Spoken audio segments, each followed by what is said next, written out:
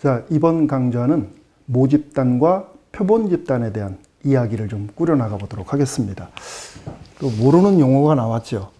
두 개의 용어가 나왔네. 모집단이라는 용어, 그 다음 표본집단이라는 용어. 자, 우리 이런 상황을 한번 생각해 봅시다. 공장에서 전구를 생산한다고 생각을 해 봅시다. 자, 그런데 이 전구라고 하는 것의 그 생산량이 1000개, 2000개, 더 나가서 10,000개, 20,000개, 심지어는 뭐 수백만 개 생산될 수도 있는 겁니다. 그런데 그런 자료들을 전부 다 끌어내 가지고서 분석을 하겠다. 즉 평균이라든가 분산을 계산을 해보겠다.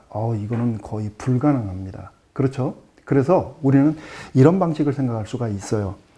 이 중에 일부의 자료를 추출을 해서 그 추출된 자료를 통해 자료를 분석한 후 그것을 가지고서 전체 집단에 대한 자료를 예측할 수 있다면 얼마나 좋을까? 이해할 수 있겠죠. 그죠? 자, 이렇게 조사 대상 전체 집단을 우리는 모집단이라고 얘기를 합니다. 조사 대상 전체. 그에 비해서 추출된 일부의 집단, 이 집단을 우리는 표본 집단이라고 얘기를 해요. 그러니까 모집단의 일부가 되겠죠. 자, 여기서 우리 주의할 점 하나 생각을 좀 해봐야 됩니다. 이런 모집단이 있어서 거기에서 자료를 추출해서 이 자료를 가지고 전체 집단을 예측하려고 하는데 이 자료가 한쪽으로 편중된 자료야. 그러면 문제가 있는 거죠. 그죠? 그래서 우리가 자료를 추출을 할 때에는 반드시 임의 추출이라는 방식을 이용을 합니다. 어느 한 곳에 치우쳐지지 않은 그런 자료들을 가지고서 얘기를 꾸려나가야 된다. 맞습니까? 그러면 현재처럼 우리가 여기 모집단이 있고 여기에 표본집단이 있는데 이 모집단과 표본집단 사이에서 내가 표본집단을 이렇게 한 군데에서만 뽑는다면 안 되는 거고 뭐 이런 식으로 골고루 뽑아내야 되겠죠. 심지어는 이렇게 뭐 중복될 수도 있는 거고 이렇게. 그렇죠? 그래서 임의 추출하는 방식은 항상 크기가 일정해야 돼요. 표본 크기가 반드시 일정해야 된다. 얘는. 그러니까 여기서는 100개 뽑고 여기서는 200개 뽑고 문제가 있는 거죠. 그죠? 여기서 100개 뽑았다면 여기도 100개, 여기도 100개, 여기도 100개 이런 식으로 뽑아야 되겠다. 그죠? 그러니까 그렇게 뽑는 과정에서 살펴보면 이렇게 이 표본 집단하고 이 표본 집단을 보면 겹치는 게 하나도 없어요. 그렇죠? 그러니까 이렇게 뽑는 방식 우리는 비복원 추출 방식이라고 얘기를 합니다. 그러니까 자료가 중복되는 게 없어요. 반면에 지금 이 집단하고 이 집단을 두 개를 살펴보면 이게 겹치는 부분이 있죠. 이렇게 겹치는 게 있는 방식으로 뽑는 거를 우리는 복원 추출 방식이라고 얘기를 해요. 그러니까 여기서는 중복이 허용이 되어지는 거겠죠. 됐습니까? 그러니까 이렇게 우리가 자료를 뽑아가지고서 뽑혀진 이 자료들을 가지고 우리가 표본 집단이라고 얘기하는데 이 표본 집단이 우리가 이번 시간에 공부하게 될 주요 테마가 되는 겁니다. 자, 그래서 두 번째, 이 표본 집단에 대한 분석에 들어가겠습니다.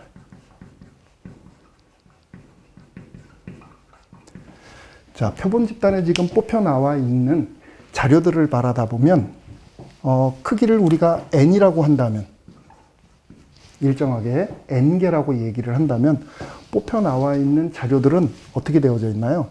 x1, x2, x3 점점점 해서 xn 하고 이렇게 만들어지겠죠. 자, 이 n개의 자료를 가지고서 지금부터 얘기를 하는데 편의상 우리 모집단이 평균이 m이고 분산이 시그마 제곱이라고 합시다. 이렇게 그랬을 때 그러니까 요거를 가지고서 이제 얘기를 하는데 하나의 표본에 있는 이 n개에 대한 평균값이 중요한 자료가 되는 거죠. 분산도 중요한 자료가 돼요. 그래서 이 표본 집단에서의 평균을 우리는 표본 평균이라고 얘기를 할 거예요. 표본 평균. 그래서 이 표본 평균은 여기서 표시한 방법하고 표기하는 방법이 약간 다릅니다. 어떻게 표기를 하느냐면 앞으로 우리는 X 바다라고 이렇게 표현을 할 거예요. 하지만 계산 방식은 똑같아요. n개에 대한 평균 값이니까 별량을 모두 합쳐서 i는 1부터 n까지 모두 합쳐서 n로다가 나누어 준 값. 그러니까 일반적인 평균 계산하는 방식하고 똑같네요. 자, 표본 평균은 이렇게 우리가 공부를 하고 또 분산도 있겠죠. 그러니까 여기서 표본에서의 분산은 앞서서 우리가 표본 평균에 대해서 얘기한 것처럼 표기 방법이 달라지듯이 여기에서도 표기 방법이 달라집니다. 여기서는 S제곱이라고 표현을 할 거예요. 편차를 우리 디비에이션이라고 얘기를 하죠. 표준 편차를 스탠다드 디비에이션이라고 얘기를 합니다. 그래서 그 S자만 띄어가지고서 이렇게 표본 분산을 S제곱으로 표기를 하는데 얘는 조금 특이해요. 계산 방식은 기존 거하고 거의 흡사합니다. 별량과 앞서서 계산한 표본 평균의 차에 대한 제곱의 평균 값을 가지고 얘기를 해요. 이렇게 얘기를 하는데 우리가 앞서서 얘기를 할 때에는 얘를 n으로 이렇게 n으로 나눴었습니다. 이렇게. 그렇죠? 그런데 어차피 자료가 한쪽에 치우쳐져 있는 자료예요. 하나만 가지고 얘기를 한다면. 그렇죠? 그러니까 얘도 지금 한쪽으로 치우쳐진 거로 이거 한쪽으로 치우쳐진 거죠. 그러다 보니까 자료가 한쪽으로 편중된 결과가 나올 수가 있어요. 그래서 그것을 예방하기 위해서 n-1로 나눠줍니다. 이런 사실에 대한 구체적인 얘기는 여러분들이 이제 통계를 조금 더 깊이 공부를 하면서 정리를 해나가면 됩니다. 일단 여기에서는 표본 평균하고 표본 분산을 어떻게 계산을 하는지에 대한 얘기를 여러분들이 이제 체크를 해나가면 돼요. 그러니까 현재 지금 여기에서 요것들을 가지고서 체크해낸 표본 평균이 X바다. 자, 그런데 여기에서 또 궁금한 게 하나 생깁니다. 생각을 많이 하는 사람 입장에서 한번 생각을 해보세요. 이 자료에 대한 자료를 분석하기 위해서 표본을 추출했다. 근데 한 개에 대해서만 얘기를 한다면 이거 문제 생기는 거죠. 그죠? 그래서 우리가 다양한 부분에서의 자료를 표집을 하게 되는데 요 하나에 대해서 나온 자료의 표본 평균이 X바예요. 얘도 X바일까요? 아니겠죠. 얘도 아니에요. 얘도 아니고 얘도 아닙니다. 그러니까 현재 지금 여기서 나온 자료들을 가지고서 우리가 표본 평균을 생각을 하면 이거 뭐 제일 먼저 우리가 추출한 거니까 표본 평균인데 첫 번째 표본 평균이다. 두 번째 표본 평균이다. 요렇게 X바에다가 서브 문자 붙여가지고서 X3바, X4바, 4가 X5바 이런 식으로 구분을 해서 쓰게 돼요.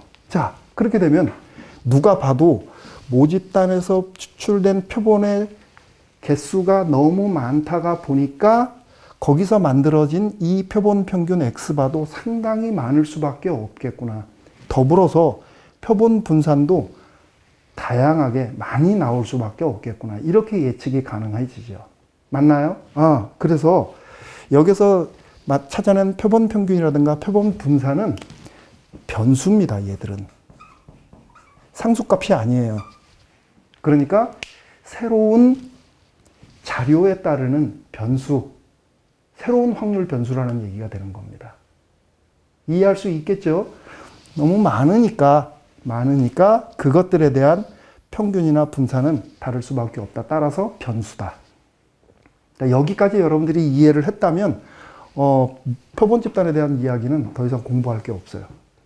근데 문제는 분명히 평균이라고 얘기를 했는데 그럼 평균이면 상수값인데 왜 변수라고 얘기를 하느냐라고 얘기를 한다면 여러분들은 꼼꼼하게 설명을 계속 들어줘야 되는 겁니다. 사실 고등학교에서 확률 통계를 공부를 하면서 졸업할 때까지도 표본 평균에 대한 개념을 정확하게 모르고 졸업하는 사람들이 상당히 많아요.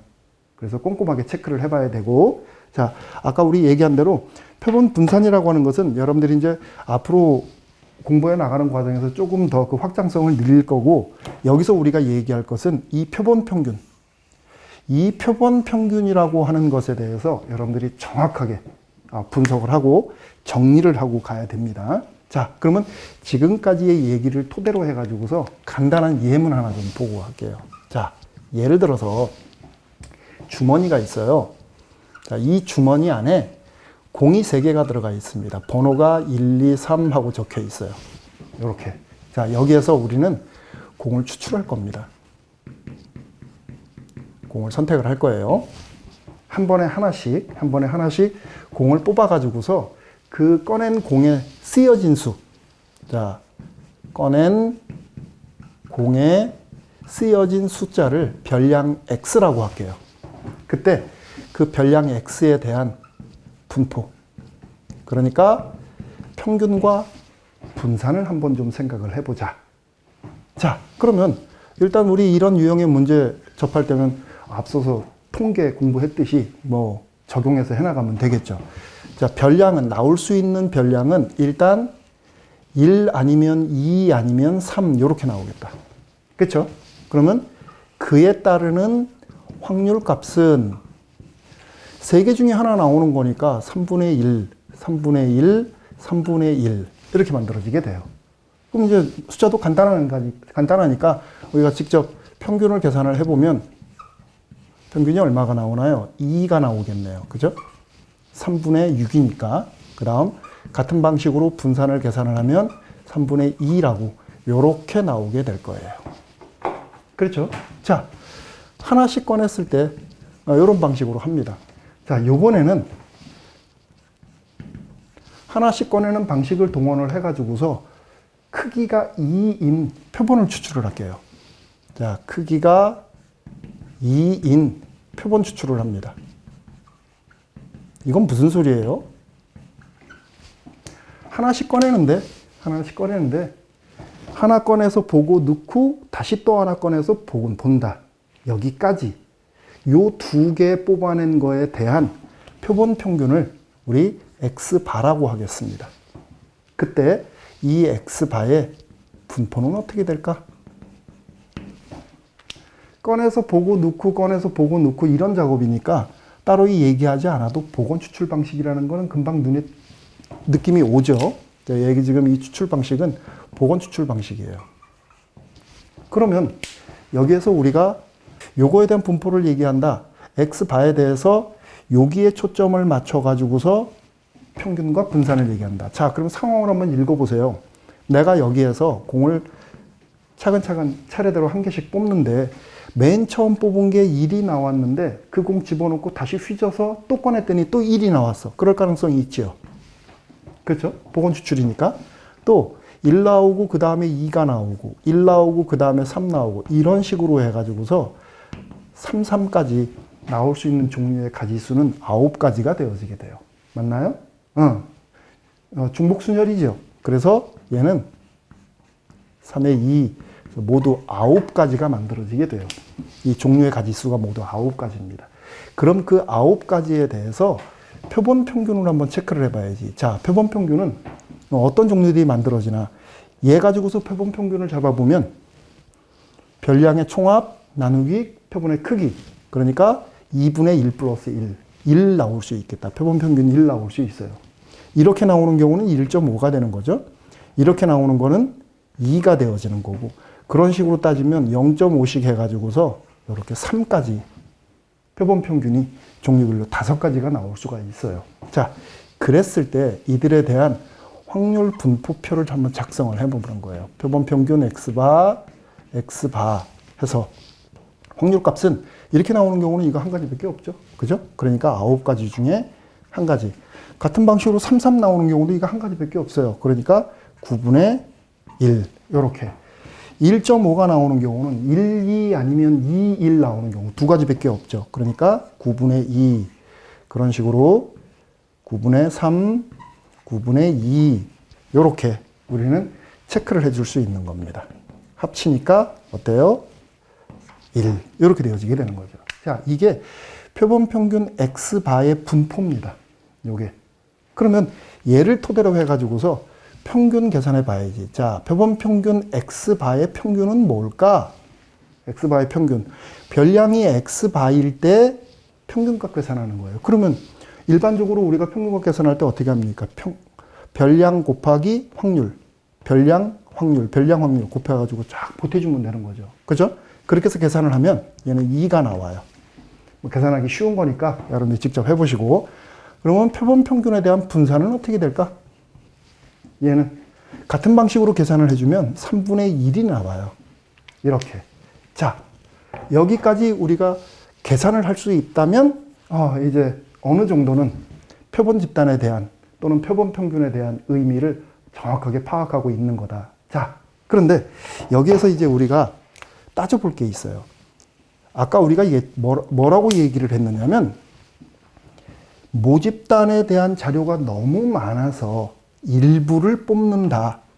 그 뽑혀져 나온 이 자료를 가지고 전체 집단을 추측한다라고 얘기를 했습니다. 그러면 여기 있는 모평균과 모분산하고 우리가 계산한 표본 평균의 평균과 표본 평균의 분산이 어떤 관계가 있을 것 같아요. 그래서 살펴보니까 얘하고 같네요. 그렇죠? 얘하고 얘를 보니까 이거의 절반 정도? 그리고 바라다 보니까 크기가 2예요. 아, 이게 지금 뭔가 연관관계가 있구나. 맞습니까? 그런 느낌이 들지요? 자, 그래서 여기서 우리는 이런 거를 따져볼 거예요. 세 번째,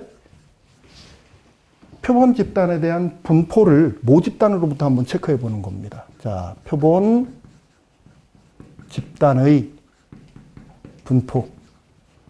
다시 말하면 표본 집단에 대한 평균값과 분산값을 한번 계산을 해보겠다. 아까 얘기했던 대로 이 변수로 하는 표본 평균을 한번 좀 계산을 해보겠다. 표본 평균의 평균이 되는 거죠. 얘는. 그러면 이거에 대한 평균이니까 이거에 대한 평균이에요. 그러면 2n분의 1에 시그마 xi 이렇게 써주면 되겠네. equal to. 자, 요 n분의 1은 개수니까 앞으로 나올 수 있죠. n분의 1 나오고 시그마 2xi 이렇게 쓸 수 있겠다. 자, 그런데 현재 지금 여기에서 요 2xi는 뭐냐면 평균이에요. 모집단의 평균이죠. 그죠? 별량에 대한 평균이니까. 요 시그마가 1부터 n까지입니다. 그러면 전체적으로 식이 어떻게 되어지는 거야? 얘는 n분의 1 곱하기 m이 n개 있다. m, n 이렇게 되어지겠다. 그러면 n 없어지니까 남는 것은 m이다.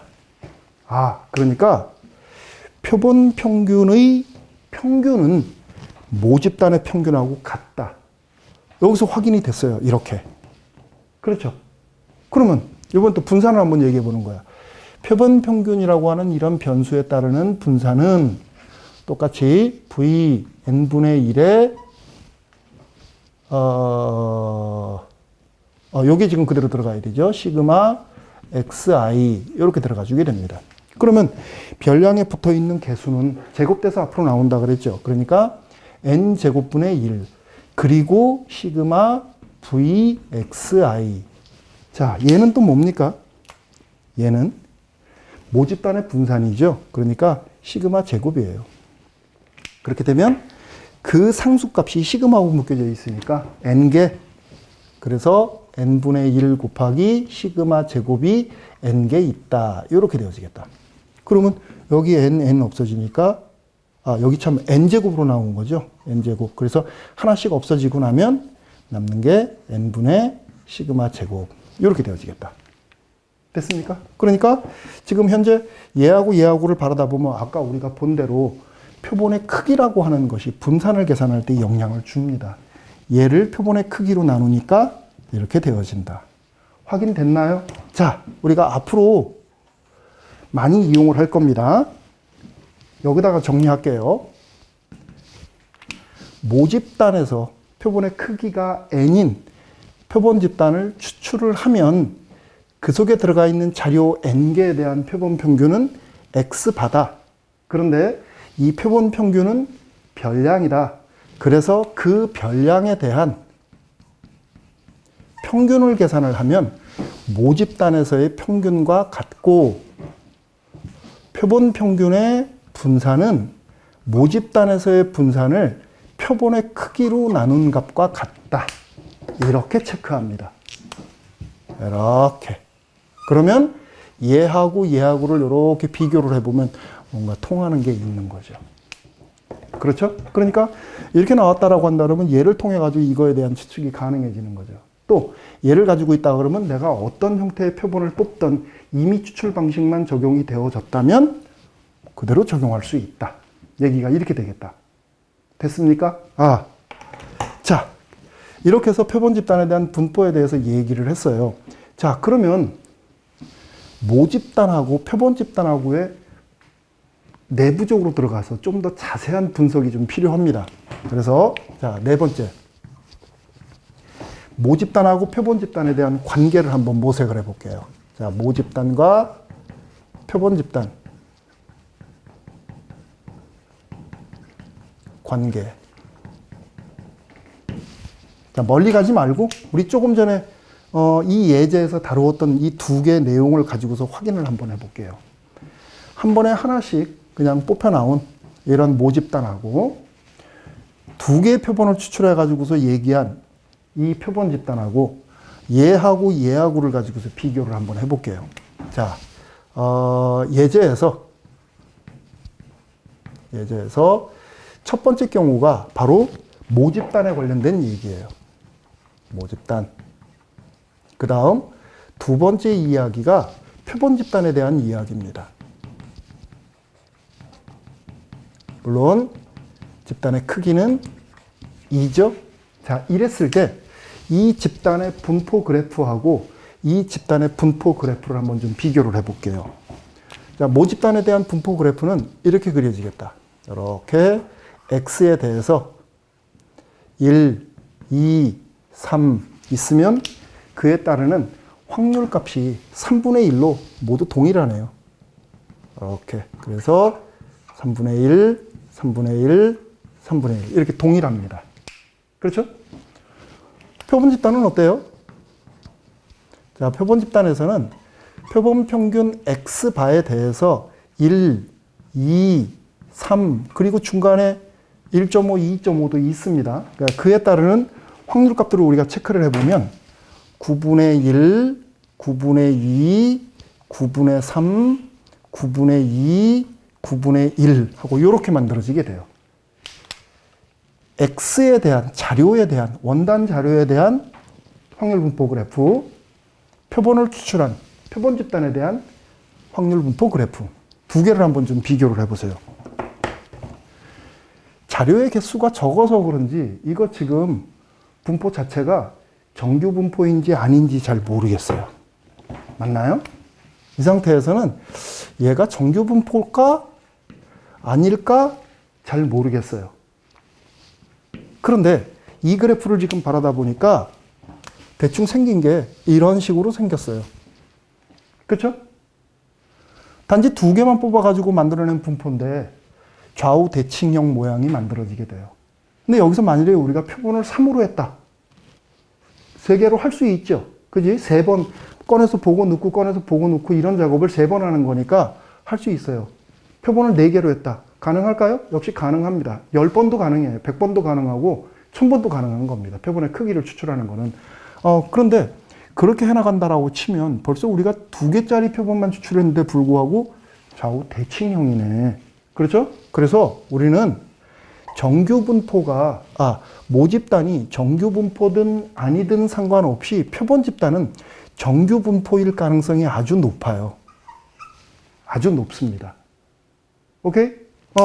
그런데 정규 집단에 상관없이 표본 집단이 정규 분포를 이루고 있다라는 이 사실은 상당히 중요한 사실인데 여기에서 우리가 하나 더 짚고 넘어가야 될 내용이 뭐가 있냐면 앞서서 우리가 얘기하기를 내가 시행하는 횟수가 30회 이상이면 대부분 정규 분포로 봐도 무방하다라고 얘기를 했어요. 그죠? 이항분포 그래프에서 우리 확인했죠.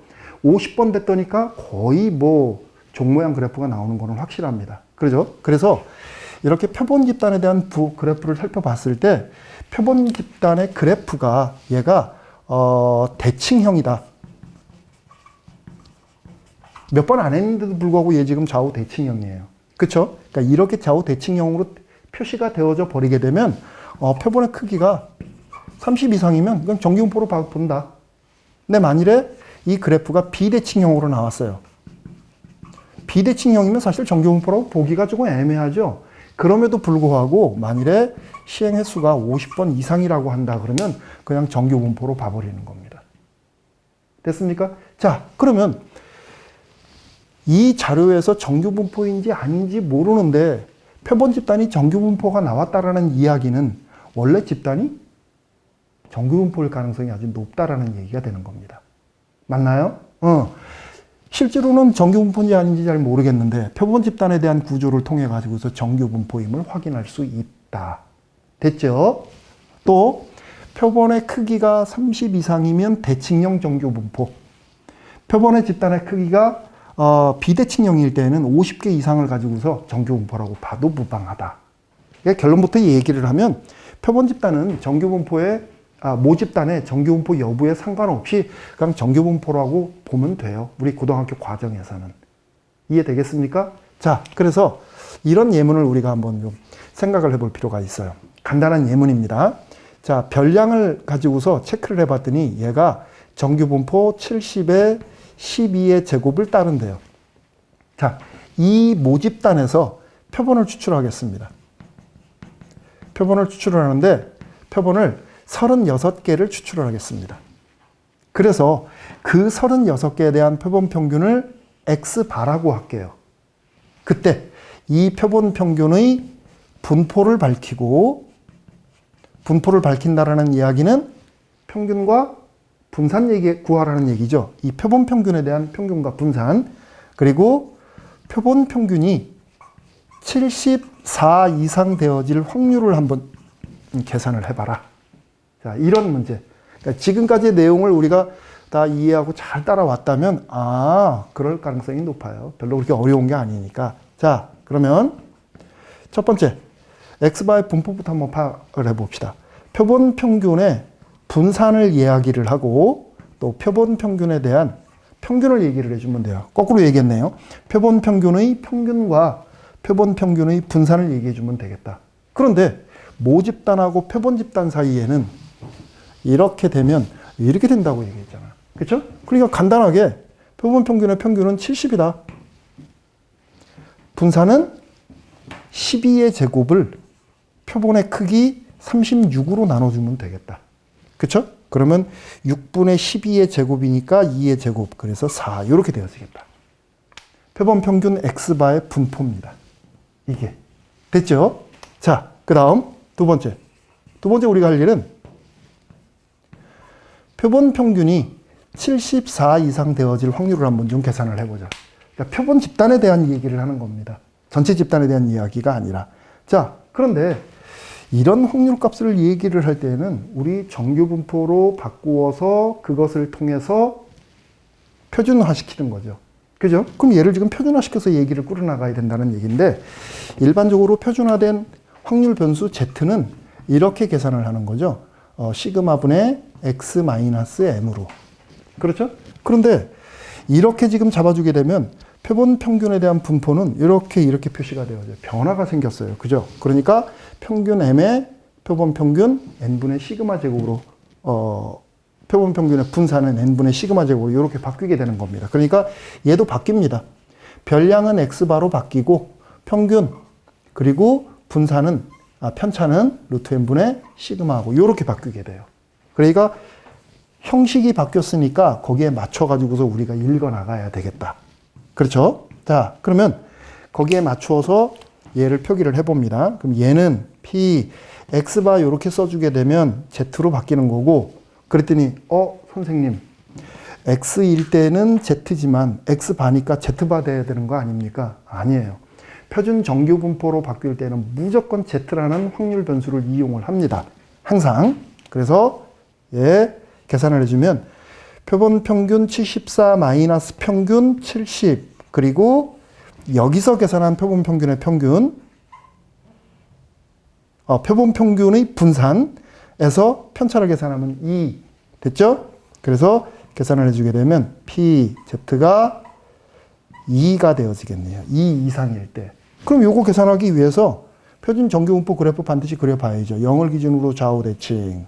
여기에 2 이상이니까 바로 이 영역에 해당되어지는 넓이가 얼마일까? 자, 우리 앞에서 이거 많이 했잖아. 이 부분의 넓이는 0.5, 이 부분의 넓이는 0.4772까지니까, 그쵸? 그래서 우리는 얘를 0.5에서 빼기를 0.4772로 해주면 0.0228 하고 요렇게 계산이 되어지겠네요. 됐습니까?